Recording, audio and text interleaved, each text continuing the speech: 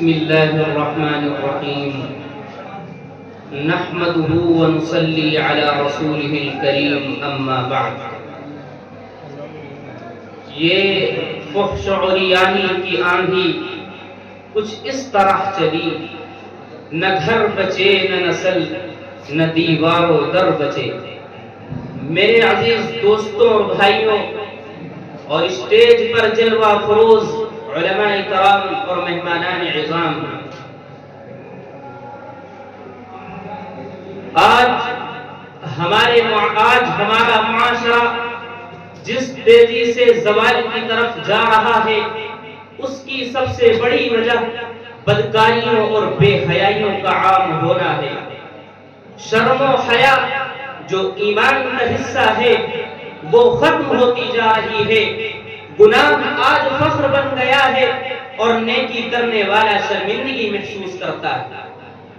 چنانچہ قرآن کریم کے اندر رب الجلال فرماتا ہے وَلَا تَقْرَبُوا الزِّنَا إِنَّهُ كَانَ فَاحِشَةً وَسَاءَ سَبِيلًا، یعنی زنا کے قریب بھی مت جاؤ، بے شک یہ بڑی بے حیائی اور برا راستہ ہے.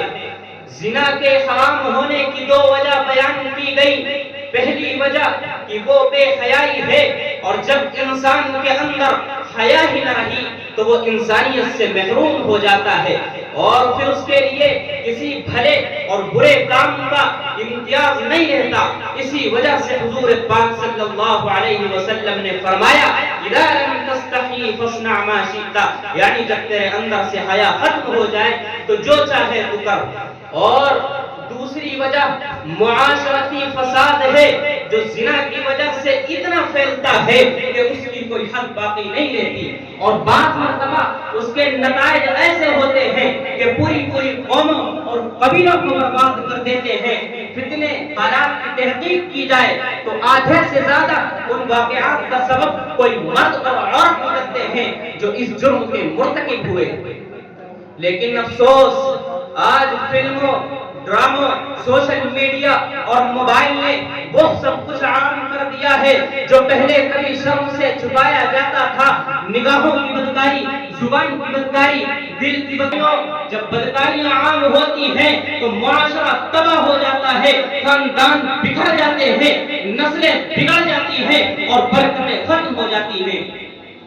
چنانچہ ابن ماجہ کی ایک روایت ہے، حضور فرماتے ہیں کہ جب کسی قوم میں فحاشی ظاہر ہوتی ہے تو ان میں طاعون اور ایسی بیماریاں پھیل جاتی ہیں جو پہلے کبھی نہیں تھی. یہی تو آج ہو رہا ہے. بیماریوں کی کثرت، ذہنی بے چینی، طلاقوں میں اضافہ، یہ سب بدکاری کے نتائج ہیں. میرے عزیز دوستوں اور بھائیوں، معاشرہ اچانک برباد نہیں ہوا کرتا. تباہی کی جڑیں تیزی سے نہیں بلکہ خاموشی سے پھیلتی ہیں، اور آج ہمارے معاشرے میں بدکاریوں کا ایسا سیلاب بہ رہا ہے کہ حق اور باطل کی پہچان دھندلا چکی ہے. اور آج ہمارے سامنے سب سے بڑی حقیقت یہ ہے کہ برائی عام ہو چکی ہے اور نیکی غیر معمولی. گناہ آسان ہو گئے ہیں اور نیکیاں مشکل ہو گئی ہیں. گناہ پر شرمندگی حق اور نیکیوں پر شرمندگی پیدا ہو گئی ہے. یہ صورتحال کسی ایک گھر کی نہیں، کسی ایک علاقے کی نہیں بلکہ پورے معاشرے کی ہے. اور آج ہم بے شمار گناہوں کو معمولی سمجھ کر رہے ہیں. فتنے، چوری، ڈاکہ، سود، رشوت، نشے بازی، فحاشی، عریانی، وقت کا ضیاع، موبائل اور انٹرنیٹ کا غلط استعمال، عورتوں اور لڑکیوں کی بے پردگی، فیشن پرستی، نمود اور نمائش، مذہب سے دوری. مسلمانوں کان کھول کر سن لو کہ یہ صرف گناہ نہیں ہے بلکہ معاشرے کو تباہ کرنے والے وائرس ہیں. اب سوال یہ پیدا ہوتا ہے کہ ان کا جواب کیسے ہو؟ تو جواب بھی سنتے جائیے کہ سب سے پہلے ہمیں اپنی اصلاح سے آغاز کرنا ہوگا.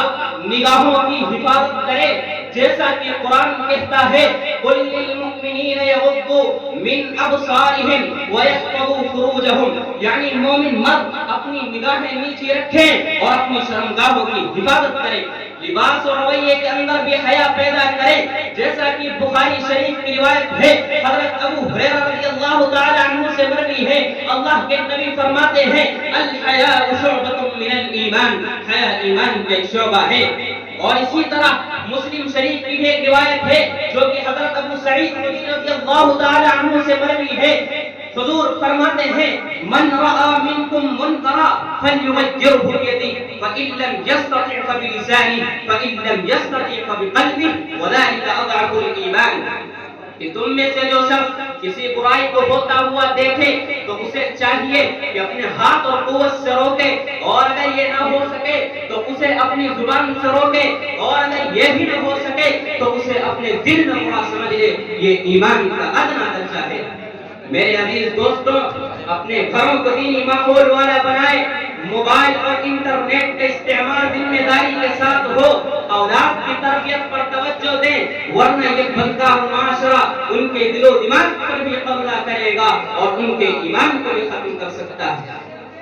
اور میں اس سے پڑھ کر یہ بات کہہ دوں کہ امر بالمعروف اور نہی عن المنکر یعنی بھلائی کا حکم دینا اور برائی سے روکنا یہ فریضہ ہم سب پر لازم ہے. اگر خاموش رہے تو برائیاں بڑھتی جائیں گی. مسلمانوں، ہماری نوجوان نسل کو ایمان، حیا، غیرت اور قرآن کی روشنی کی ضرورت ہے. اگر ہم نے اپنی اولاد کی تربیت پر توجہ نہ دی تو خدا کی قسم آنے والی نسلیں یہ قرآن نہیں بلکہ فلموں کے مطالعے یاد کرے گی. تو آئیے ہم سب یہ عہد کریں کہ اپنے گھر، اپنے محلے اور اپنے شہر سے فحاشی کے ہر دروازے کو بند کریں گے اور اپنی نگاہوں، زبانوں، موبائلوں اور نیتوں کو پاک رکھیں گے. اللہ تعالی ہمیں عمل کی توفیق دے اور ہمارے دل کے اندر ایمان، حیا، غیرت اور قرآن کی روشنی کو زندہ رکھے اور اس معاشرے کی تعمیر کی توفیق دے جس میں پاکیزگی، عدل اور تقوی کا غلبہ ہو. میں شعر کے ساتھ اپنی بات کو ختم کرتا ہوں کہ بدل لو خود کو اے مسلم، یہی اصلاح قوم ہے. چراغ خود جلے گا تو جہاں روشن کرے گا. وآخر دعوانا الحمدللہ.